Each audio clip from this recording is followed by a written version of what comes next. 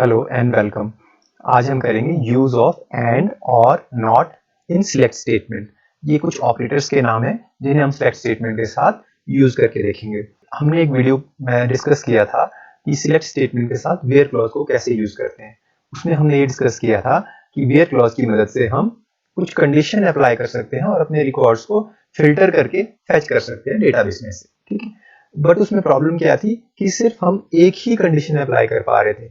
तो उसे ओवरकम करने के लिए हमें एंड और नॉट ऑपरेटर मिलते हैं कि हम मल्टीपल कंडीशंस अप्लाई कर सके। देखिए कैसे these operators are used to filter records based on more than one condition. ठीक है, कि आप एक से ज्यादा कंडीशन से अप्लाई करके अपने रिकॉर्ड्स को फिल्टर कर सकते हैं।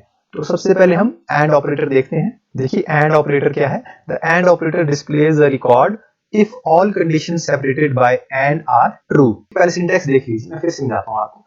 सिलेक्ट कीवर्ड, उसके बाद कॉलम्स के नाम जिनको आप फैच करवाना चाहते हैं 1 2 3 अप टू n। ठीक, फ्रॉम कीवर्ड, यहाँ उसके बाद टेबल का नाम आपको देना है। ठीक, यहाँ तक सिंपल है क्वेरी।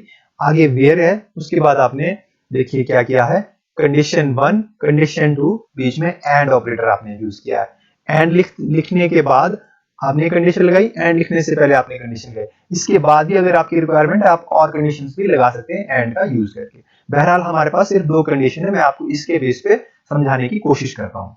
मैंने एंड ऑपरेटर पे, और ऑपरेटर पे और नॉट ऑपरेटर पे एक वीडियो बना रखी है जिसको आप देख सकते हैं। ऊपर स्क्रीन पे कार्ड फ्लैश हो रहा होगा, उस पर क्लिक करके आप उसको डिटेल में मैंने वहां पे इन ऑपरेटर्स के बारे में आपको समझाया हुआ है। ठीक है, तो आप एक बार उसको जरूर देखिए। बट फिर भी मैं यहाँ आपको एसक्यूएल में इसका यूज उस स्कोप में आपको समझाने की कोशिश करता हूँ। सबसे पहले तो मैं आपको इस टेबल पे ले चलता हूँ। अब अगर मुझे ऐसे बच्चों के रिकॉर्ड चाहिए जिनके सब्जेक्ट मैथ है और जिनके मार्क्स 50 से ऊपर है। ठीक है, अब दो कंडीशंस है ना, अब एक कंडीशन नहीं रही। या तो पहले क्या था कि हम सिर्फ एक कंडीशन लगा लेते कि जिनके सब्जेक्ट मैथ्स है, या फिर हम कंडीशन लगा लेते कि जिनके मार्क्स 50 से ऊपर है। लेकिन अब यहाँ पे हम कंडीशन लगा रहे दोनों एक साथ। ठीक है, और जब एंड के साथ हम दो कंडीशंस लगाएंगे अब वो क्या करेगा कि सब्जेक्ट वाली कंडीशन भी आपकी ठीक होनी चाहिए और मार्क्स वाली कंडीशन भी आपकी फुलफिल होनी चाहिए। दोनों कंडीशन अगर फुलफिल होगी तो वो फिल्टर करके सिर्फ उन्हीं रिकॉर्ड को देगा जो फुलफिल करेंगे इस कंडीशन, दोनों कंडीशंस को। ठीक है, जैसे अगर मैथ वाले आप देखेंगे कंडीशन वो है, उसको 3 लोग फुलफिल कर रहे हैं, roll number 1 Ankit, roll number 2 Rajiv, roll number 5 Rahul. तो ये रिकॉर्ड आ जाने चाहिए। बट दूसरी कंडीशन ने क्या लगा दी कि जिनके मार्क्स 50 से ऊपर है। अब ये दूसरी कंडीशन को देखिए कौन फुलफिल कर रहा है। अंकित फुलफिल कर रहा है, रोल नंबर 1, उसका मार्क्स जो है वो 50 से ऊपर 87 मार्क्स है। रोल नंबर 2 राजीव के पास सब्जेक्ट मैथ तो है बट मार्क्स उसके 50 से नीचे है। तो यहाँ ये कंडीशन फुलफिल नहीं हुई। जब ये फुलफिल नहीं हुई तो एक भी कंडीशन फॉल्स होगी। पहली वाली कंडीशन तो यहाँ ट्रू थी, देखिए सब्जेक्ट तो मैथ है इसके पास, बट दूसरी फॉल्स होगी, मार्क्स 50 से नीचे रह गए, ऊपर नहीं है। तो ये वो इस रिजल्ट को आपको नहीं देगा, इसको वो फिल्टर कर देगा, इसको छोड़ देगा। ठीक है, बट ऊपर वाले केस में क्या करेगा, सब्जेक्ट मैथ है, ट्रू होगी कंडीशन, जी हाँ ट्रू होगी। दूसरा मार्क्स 50 से ऊपर है, जी हाँ 87, तो अंकित वाला रिकॉर्ड फैच कर देगा। फिर उसके बाद बाकी के टेबल को चेक करेगा। लास्ट में उसको क्या राहुल मिलेगा, रोल नंबर 5, जिसका सब्जेक्ट मैथ होगा। तो ये कंडीशन एक ट्रू होगी उसकी। दूसरी कंडीशन उसने अभी चेक करनी है कि क्या मार्क्स जो है 50 से ऊपर है, जी हाँ मार्क्स उसके 50 से ऊपर है, 56 है। तो 3 रिकॉर्ड होने के बावजूद जिसमें सब्जेक्ट मैथ था वो 2 को ही फिल्टर करके दे रहा है। क्यों? क्योंकि एंड ऑपरेटर क्या बोलता है कि अगर दोनों कंडीशन ट्रू होगी लेफ्ट साइड में भी, जैसे ये कंडीशन 1 जो लेफ्ट साइड में है एंड के और कंडीशन 2 जो राइट साइड में है एंड के, अगर ये दोनों ट्रू होगी तो जहां जहां ये ट्रू होगी उन्हीं रिजल्ट को ये आपको फैच करके देगा। एक चीज। अब नेक्स्ट चलते हैं हम और ऑपरेटर के पास। और ऑपरेटर क्या बोलता है, or operator displays a record if any of the conditions separated by or is true। Syntax देखिए, select column 1 column 2 column n from table name, यहां तक सिंपल है। आगे देखिए वेयर कंडीशन 1 और कंडीशन 2। अब अगर हम और की डेफिनेशन पे गौर करें तो ये बोल रहा है कि any of the condition separated by और इज ट्रू, तो ये रिकॉर्ड डिस्प्ले कर देगा। अब देखिए एंड में क्या था कि एक कंडीशन चेक हुई वो भी ट्रू होनी चाहिए, दूसरी कंडीशन चेक हुई वो भी ट्रू होनी चाहिए, तभी रिकॉर्ड दे रहा था। लेकिन यहाँ पे क्या होगा, अगर कंडीशन 1 ट्रू हुई और कंडीशन 1 फॉल्स हुई तो भी रिजल्ट आएगा, और अगर कंडीशन 2 ट्रू हुई और कंडीशन 1 फॉल हुई तो भी रिजल्ट आएगा।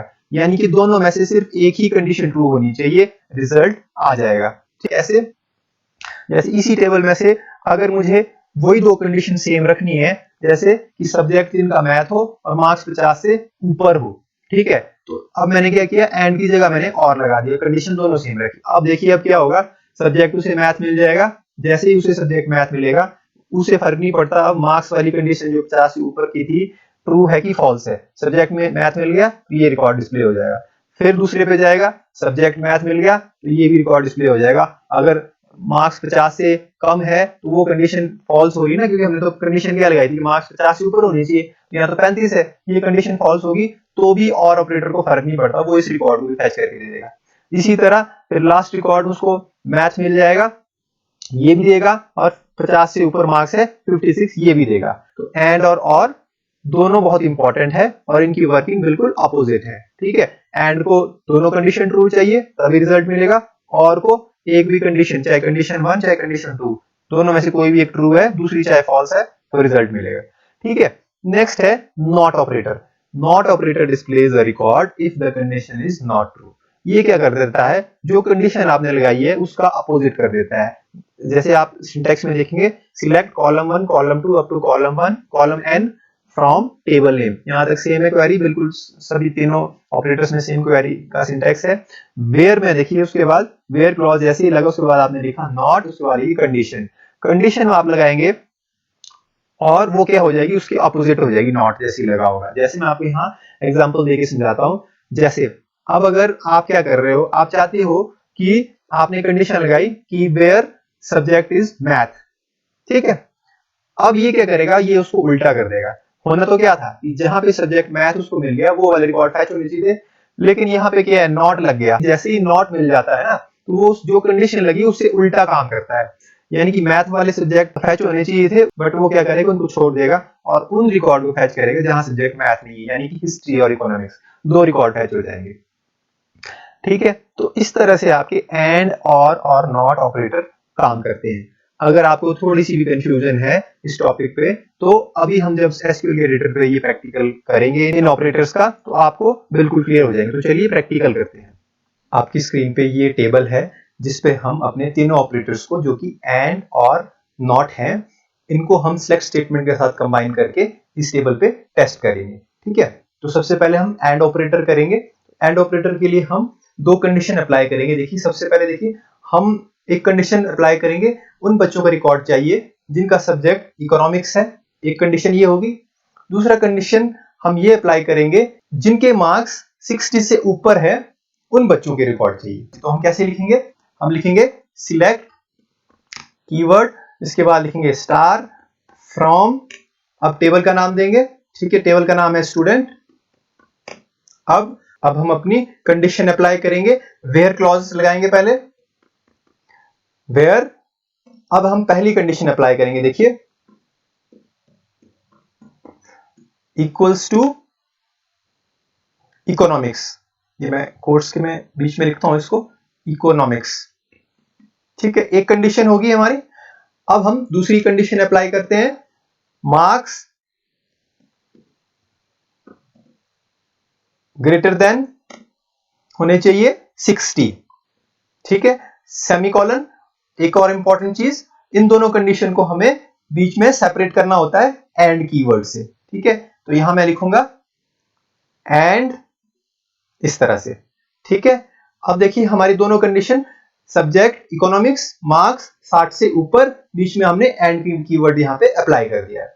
ठीक है, अब मैं जैसे ही एंटर प्रेस करूंगा तो देखिए आपके सामने आउटपुट आई, दो बच्चों के रिकॉर्ड आए जिनके मार्क्स 70 है और 85 है, लास्ट कॉलम पे ध्यान दीजिए। अब ऊपर टेबल आपके सामने पड़ा है, वहां पे ध्यान दीजिए, हमारे पास इकोनॉमिक्स के सब्जेक्ट वाले कॉलम में देखिए, एक रोल नंबर 5 है जिसका इकोनॉमिक्स है, एक रोल नंबर 7 है जिसका इकोनॉमिक्स है, एक रोल नंबर 9 है जिसका इकोनॉमिक्स है, यानी कि 3 बच्चे थे, इसने 2 हमें रिजल्ट दिए। अब मैं आपको एक्सप्लेन करता हूं कि ये 2 ही क्यों दिए इसने। सब्जेक्ट इकोनॉमिक्स, सबसे पहले देखेंगे 5 रोल नंबर का, देखिए इकोनॉमिक्स है सब्जेक्ट, कंडीशन एक ट्रू होगी। दूसरा सब्जेक्ट क्या था, दूसरी कंडीशन थी मार्क्स 60 से ऊपर होने चाहिए, तो इसके मार्क्स वाले कॉलम में देखिए रोल नंबर 5 के मार्क्स थे 55। ठीक है, तो जो इसने एक्सेप्ट नहीं की, ये कंडीशन होगी फॉल्स। ठीक है, इस वजह से ये स्टेटमेंट एग्जीक्यूट ही नहीं हुई।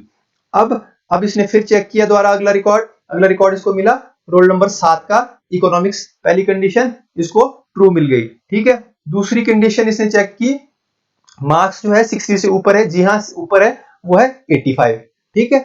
अब जब दोनों कंडीशनें मिल गई तो इसने हमारे को एक रिजल्ट के रूप में दे दिया रोल नंबर 7 का।